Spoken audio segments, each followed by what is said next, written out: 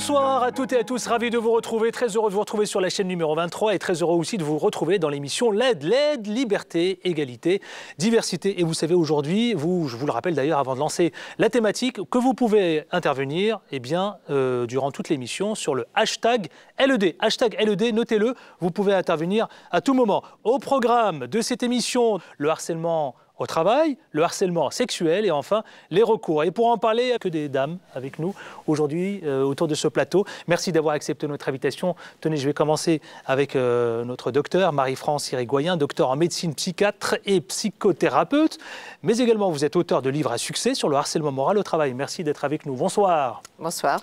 À vos côtés, maître Nabila Fauché, elle a Ougri, elle est avocate, mais vous, alors vous avez une particularité et on va en parler. Vous êtes la seule à défendre les employeurs, les patrons, quoi, en gros. Bonsoir. Merci d'être avec nous, cher maître. En face de vous, Nathalie Kuperman, elle est auteure du roman « Nous étions des êtres vivants ». On peut aussi parler de La Loi sauvage, paru en 2010 chez Gallimard également. 2014. En 2014, c'est tout récent, c'est vrai, c'est tout récent, vous me l'avez dit tout à l'heure. Et enfin, à vos côtés, nous avons la féministe engagée, la seule féministe engagée ici parmi nous, Clara Gonzalez, jeune juriste, mais responsable aussi de la force juridique de la Fondation des femmes. Merci, mesdames, d'être avec nous. Alors, ma première question, elle s'adresse au docteur Irigoyen. Dites-moi, vous êtes la première, rappelons-le, en 1998, à avoir inventé le terme de harcèlement moral. Oui, vous confirmez? Oui, oui. Moi, j'avais auparavant beaucoup travaillé sur la violence conjugale et sur la violence psychologique en général. Et j'avais constaté que ces derniers temps, mes patients me parlaient de situations sur leur lieu de travail qui étaient des situations abusives. Et j'ai essayé de comprendre ce qui se passait. Ce qui est intéressant, c'est que, au fond, cette notion de harcèlement moral a été découverte par un psy et non pas mis en avant par des syndicats ou par des professionnels du monde du travail. J'ai utilisé le terme moral et non pas harcèlement psychologique, qui est utilisé au Québec maintenant. J'ai utilisé ce terme-là parce que ça avait une notion, en langue latine, le terme moral a un double sens, à la fois psychologique, mais aussi une notion de bien et de mal. Oui. Et un cas de patient qui, malheureusement, que je n'ai pas pu suivre, qui s'est suicidé, avait écrit, avant de se suicider, « c'est pas bien ce qu'on m'a fait ». Et effectivement, on va en parler. Alors on va en parler. Je crois qu'il y a une notion éthique, c'est ça qui me paraît important. Ça fait de vous, d'ailleurs, rappelons-le, docteur Irigoyen, ça fait de vous quand même peut-être parmi les top 5, le seul spécialiste à agir véritablement sur le harcèlement moral au travail. On essaie au moins de le définir, de le préciser, de travailler dessus, puisque je fais partie d'une association internationale de chercheurs qui ne travaillent que sur ce sujet. Alors, je vais parler de votre ouvrage, Le harcèlement moral au travail, pour notre réalisateur Ben, je le montre ici même, aux éditions PUF. Je voudrais vous poser cette question. Ça commence où le harcèlement moral au travail et ça finit où? Quelles sont les limites au juste? Est-ce qu'on a une définition? Parce qu'on parle finalement de harcèlement moral un peu partout, mais finalement ça commence où? Alors, je crois que je suis d'accord avec vous, c'est un terme qui s'est un peu galvaudé. Maintenant, quand on a un problème, on dit « je suis harcelé ». C'est un peu rapide. Il y a une définition juridique et puis il y a, je pourrais entrer un peu plus dans les détails. La définition juridique, ce sont des agissements répétés qui ont pour objet ou pour effet une dégradation des conditions de travail susceptible de porter atteinte au droit de salarié et à sa dignité, d'altérer sa santé physique ou mentale ou de compromettre son avenir professionnel. Alors, pour l'analyser un peu plus en détail, je dirais que dans cette définition, qui est donc la définition retenue par la loi, auquel définition j'avais participé à l'élaboration de ce texte de loi, on décrit les conséquences sur la santé et la dignité de la personne et on ne nomme pas les agissements. C'était intéressant parce que c'est la première fois qu'on parlait de santé mentale dans le Code du travail. Et c'était également la première fois qu'on insistait sur la notion de dignité. Et ce qui est intéressant, c'est que au fond, on avait perçu dès l'élaboration de la loi la gravité de cette problématique. Mais avec ce que vous dites, quelles sont les limites, au juste? Alors, les limites, on parle d'agissements qui ont pour effet... alors, je précise, agissements qui ont pour objet ou pour effet. Ça veut dire qu'il n'y a pas nécessité d'une intentionnalité malveillante. On peut être harceleur sans le faire exprès. Ensuite, on parle d'agissements répétés. Il est évident qu'un coup d'énervement, un coup de gueule, c'est pas du harcèlement. On a tous le droit d'être ponctuellement... C'est bien de nous le rappeler. Non, c'est très juste. Ouais. De mauvaise humeur ou bien d'avoir... ce qui me paraît important, et là, au niveau international, on est tous d'accord sur les définitions. À savoir que pour que ce soit du harcèlement, il faut que ce soit répété. Ensuite, il faut que ce soit dans une relation complémentaire. Qu'est-ce que c'est une relation complémentaire ? C'est une relation asymétrique où il y en a un qui domine et l'autre n'a pas la possibilité de se défendre. C'est la définition, pardon. Non, mais vous avez raison, allez-y. C'est juste la différence entre un conflit et une violence. Une violence, on ne peut pas se défendre. Un conflit, ça peut faire du bruit, mais on peut argumenter. Alors, un tour de table. Certains ne sont pas d'accord, justement. Maître Fauché. Sur la définition qui a été rappelée, je suis tout à fait en phase. Il y a cette exigence de répétition pour que le harcèlement moral puisse être constitué. Et ce qui est aussi important, c'est que dans la définition, vous avez le terme de susceptible. Susceptible de porter atteinte à la santé du salarié pour faire simple. Donc, on n'exige pas qu'il y ait une dégradation de l'état de santé du salarié. Il suffit d'une potentialité. Donc, ça, c'est quand même un élément qui est important de la définition. Là où je ne vous rejoins pas complètement, c'est que la définition, justement, est suffisamment large. Le législateur, volontairement, n'a pas voulu donner une liste limitative de faits susceptibles d'être qualifiés de harcèlement moral, et surtout, il n'a pas visé non plus quel pouvait être l'auteur du harcèlement moral. Et donc, ça peut être aussi bien le supérieur hiérarchique, et là, vous avez effectivement un rapport, entre guillemets, de domination. Il y a quelqu'un qui donne des ordres et l'autre qui est le subordonné. Mais ça peut aussi parfaitement être, et c'est la réalité des entreprises et des contentieux, un collègue de travail qui n'a absolument aucun rapport de domination avec le salarié. La domination, dans ce cas-là, c'est une domination d'emprise. J'ai vu des cas où il y a même du harcèlement remontant. Il n'y a pas beaucoup de jurisprudence, je crois même qu'il n'y en a pas.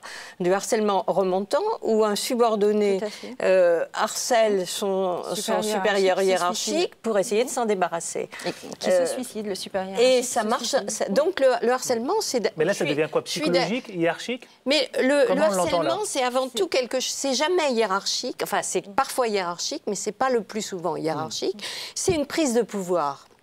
Et ça peut être la prise de pouvoir par un collègue, ça peut être une prise de pouvoir, il y a même quelques cas de jurisprudence où ça peut être par quelqu'un d'extérieur qui vient avoir une mission dans une entreprise et qui domine et essaie de détruire. Et parfois aussi psychologique, non? C'est psychologique. C'est psychologique, de toute façon. Voilà, bon, on va tenter de comprendre. Important, c'est que la domination dont vous parlez, on parle de domination psychologique, à ne pas confondre avec la relation hiérarchique qu'il peut y avoir au niveau de l'entreprise. C'est deux sujets qui sont tout à fait distincts. Clara Gonzalez, je vous ai vu d'accord, pas d'accord, en même temps à la fois. Vous étiez d'accord avec l'une, pas d'accord avec l'autre. C'est le moment de l'exprimer. Si, alors... Effectivement, non, on a très bien compris l'enjeu en fait, du mécanisme d'emprise qui se retrouve tout à fait aussi dans le harcèlement sexuel. C'est-à-dire qu'on parle d'une relation de domination qui n'est pas inscrite comme telle dans la loi, notamment également pour le harcèlement sexuel. C'est-à-dire que dans le cadre du harcèlement sexuel qui est défini comme des comportements ou des propos répétés, alors répétés une fois seulement suffit à le caractériser. Sur le mécanisme d'emprise, c'est extrêmement important, surtout quand on parle des violences contre les femmes, mais en fait, quand on parle de toutes les violences, c'est quelque chose qui doit être particulièrement souligné, qu'on a encore du mal aujourd'hui à intégrer au travail, notamment, et par les juges, ce mécanisme d'emprise. Il peut être le fait d'un supérieur hiérarchique sur son subordonné, mais pas uniquement. Et je pense que ça, c'est extrêmement important, cet aspect qui est purement psychologique de la relation, qui doit être souligné dans tous les cas de violence. D'ailleurs, on retrouve souvent la mention harcelée depuis un peu plus de 10 ans maintenant. Est-ce qu'on peut considérer que ça a explosé depuis? Alors, les chiffres, en tout cas pour ce qui concerne le harcèlement sexuel, n'ont pas changé.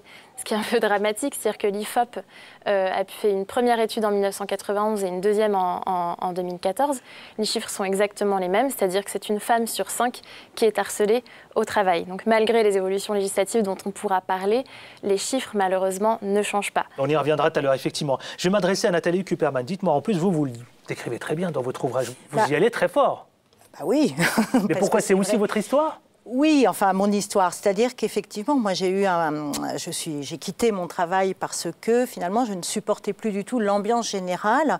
Et ce qui m'a peut-être vraiment décidé à partir, c'est parce que je voyais, on parlait justement de la santé tout à l'heure, je voyais mes collègues les uns après les autres tomber malades, chuter. Enfin, vraiment des chutes, donc ils pouvaient plus venir travailler. Les arrêts maladie qui se poursuivaient les uns les autres, et c'était plus possible. Et surtout, de voir des gens pleurer dans les coins, et pas toujours les mêmes. Donc je pourrais dire que j'étais un petit peu victime et spectatrice d'une ambiance générale de harcèlement, plus que d'un harcèlement en particulier. Parce que dans votre ouvrage, là, il s'agit là évidemment d'une tractation qui se fait concernant l'entreprise. Oui, c'est-à-dire que c'est la société qui est rachetée par un patron et voilà. Et donc, effectivement, des licenciements, enfin, voilà, des rumeurs de licenciements courent toute la journée dans les coins de couloir, et c'est une ambiance où les employés sont absolument pas au courant de ce qui se passe, mais il y a quand même des remontées. Et c'est ce qui fait la rumeur, c'est ce qui fait la peur, et c'est ce qui fait aussi, c'est ce qui m'a intéressée aussi dans le livre, des changements de comportement des salariés, justement, qui se retrouvent à une situation, à un moment donné, les choses changent. Je ne sais pas, par exemple, un supérieur hiérarchique peut tendre la main à un salarié pour que tout d'un coup, il change de position, qu'il se retourne contre les autres. Et c'est un petit peu, j'ai voulu aussi étudier le principe des chaises tournantes et de qui on est et comment on se maintient la tête droite dans une entreprise où tout est fait pour que les gens se tirent dans les pattes. Ce n'est pas du harcèlement au sens juridique du terme, puisque le harcèlement, ça doit être viser une personne, c'est quelque chose d'interpersonnel. Mais c'est tout à fait le contexte qui permet qu'il y ait du harcèlement.